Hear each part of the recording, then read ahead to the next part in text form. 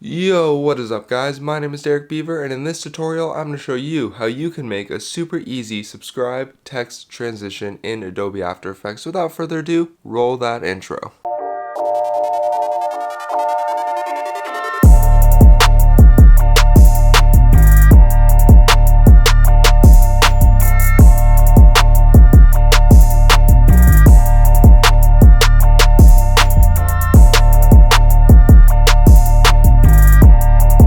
Alrighty guys, so how we're going to start this is we're going to go to New Composition, right click on there, and we're just going to leave this Comp 1, but make sure all of this matches, so 1920, 1080, and we're going to keep it 15 seconds because that's all you're going to need.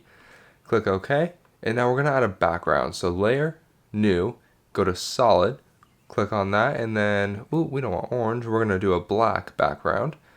Click OK on there, and then make sure everything matches, all good. Okay, now the fun part. We're going to be making the actual YouTube logo. And now we're not going to bring in a PNG, which you can do if you want, but we're not going to do that today. We're going to make it all ourselves. So go to Layer, New, and go to Shape Layer.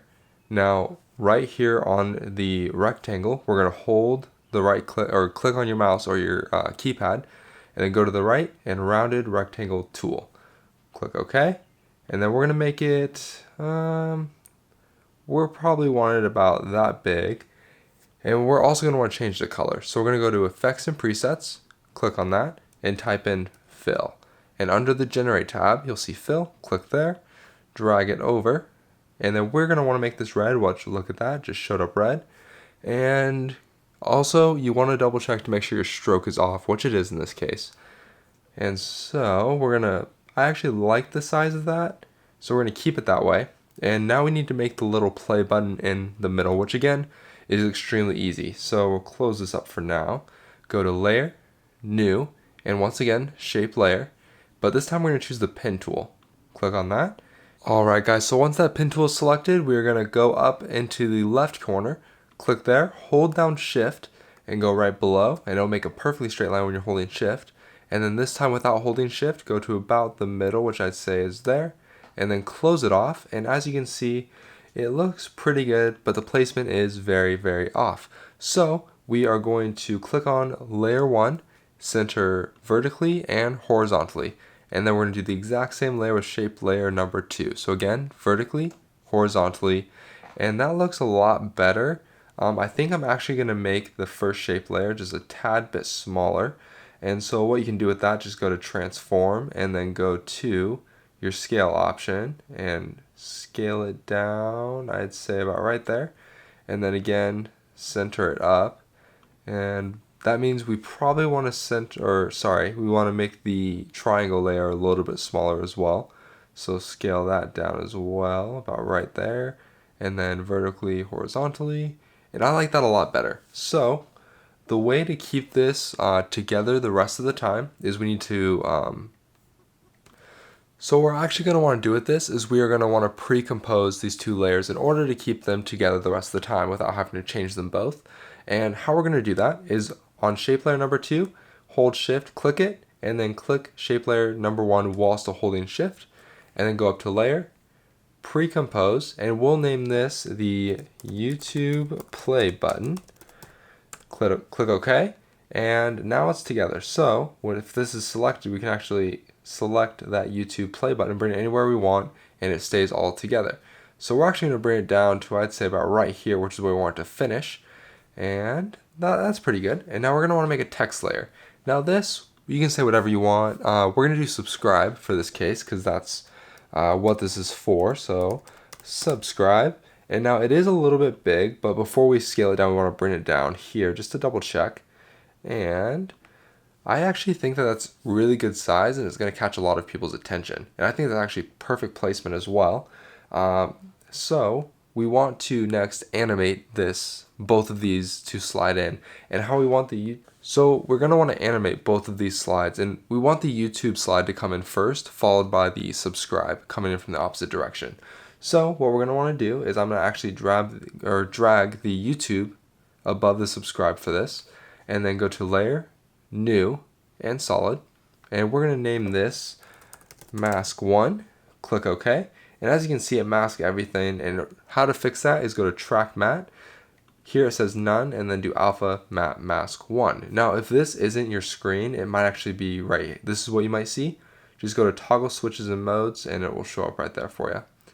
Alright, so now this is where we want the finished product to be. And so we're going to bring this mask over. Oops, sorry, wrong direction. We're going to bring it over this way. And I'd say right about there is pretty good. And we're going to want to go to the YouTube button, transform, and bring this out to about just before 2 seconds. Keyframe that position and then drag it to the right side. We'll take it over a good amount. I think right about here is actually good. And then highlight both of those, right click, keyframe assistant, and easy ease. And we're going to play this through really quick. And that's pretty good speed. I enjoy that a lot. And we want the subscribe to come in right after that play button. So we're going to go right about here.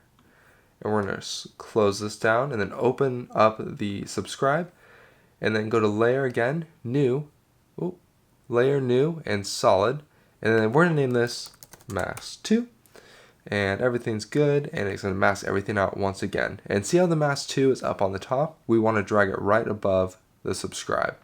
And then, again, go to none, and then alpha matte mask 2. Alright guys, so once that mask is right above your subscribe text, we're going to bring it over. And we want it right about here. And then we are going to keyframe that position. And then we're going to bring it back about right there, and then drag it to the left decently far.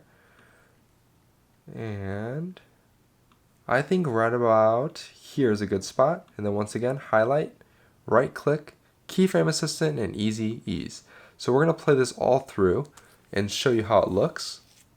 And now it came in way too fast. I think that this should be spread out more. So we're going to spread this back a little more, and then this forward a tad. And we're going to watch that once more. And then I also think the mask is off a little bit. The mask should be a little bit farther this way. And once again, I'm sorry, we're going to play it one more time. And that's a lot better. Now the only thing that is missing is the motion blur. And it's very easy to add. In fact, it just takes a couple clicks. So go to toggle switches / modes, click on there, and then under or right next to subscribe, you see these 3 circle, and then go right here, select that, and then we're going to play this back and show you how much of a difference it is. Look at that. A whole entire motion blur the entire time.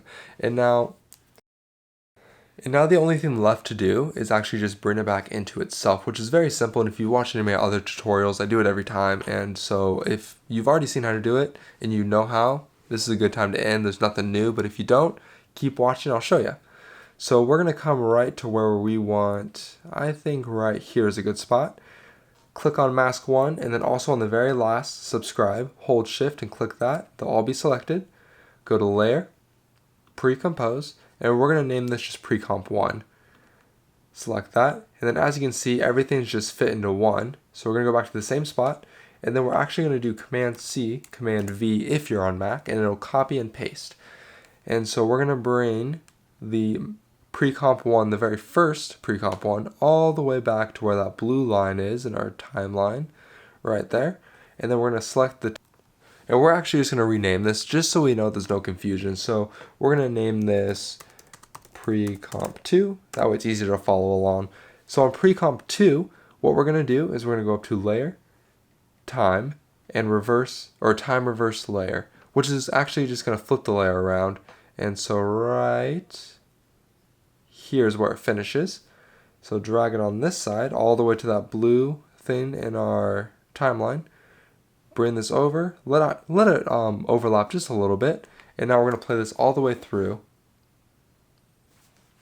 And I'm sorry, it was a little bit laggy, so we're going to play it one more time through. And that was much, much better, and I really enjoyed that. And the last thing to do is just save it. So we'll go to File and Save. And then you can name whatever you want. We'll just name this YouTube tutorial and then save. And then if you wanted to export it, you just go to File, Export, Add to Adobe Media Encoder Queue. Select that. And then I'll be right back in a second once that all fires up. Alright guys, Adobe Media Encoder is fired up and here we are. And if you ever want to change the name, under output file, just click on there and it will come up here. I'm just gonna name it or keep it comp1 just for these purposes. And then if you wanted to change any of these, which I actually don't recommend, but if something works better for you or like you know of a better way, I'd love it if you leave it in the comments below. But this is the best way I know, just H.264, and then you can see there's so many different options to do, but this is the best option I've found. And then match source high bitrate, again the best one I have found out of all of these options, and especially with what we're doing here. And then once you want to save it, you just hit that green play button just like that, and under here it'll be connected to the dynamic link and be getting everything ready for you. And once that is all done, it'll be on your computer wherever you saved it under whatever name it is. So if you found this helpful, please feel free to like, subscribe, and share this video, and also leave a quick comment down below what you want to see next. But with that being said, that's it for me. I'll see you guys next Wednesday. Peace.